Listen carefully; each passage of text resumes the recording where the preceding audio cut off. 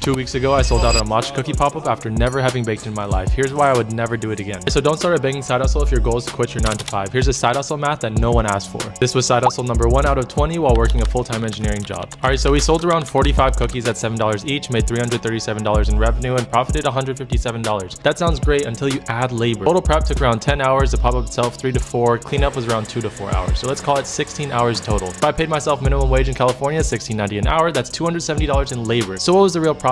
Negative $113. Plus, that's my entire weekend gone. This is why most side hustles feel like they're making money, but they still don't help you quit your 9 to 5. Tracking cash, not time, labor, and mental capacity. So before you start that baking business, ask yourself these 3 questions. What's my real hourly rate after all costs? What's my actual production capacity? And how sustainable is this for me? Because that $150 profit looks very different when it takes your entire weekend. Now, if I did this again, I would double down on a new social media page purely for these cookies, build local rep at the pop-up. My plan would be to do pre-orders only with a drop date so that I know exactly how much to bake, when, and I could schedule around my responsibilities. And at that pop-up event, I would push everyone to the cookie Instagram, do something like a free matcha Madeline for a follow or a repost. Goal would be demand and repeat customers, which matter a lot more than day 1 profit. Alright, that is side hustle number 1 out of 20 and the math to go along with it. Follow to see which side hustle actually gets me closer to financial freedom with a full-time job. Alright, go do cool shit. Peace.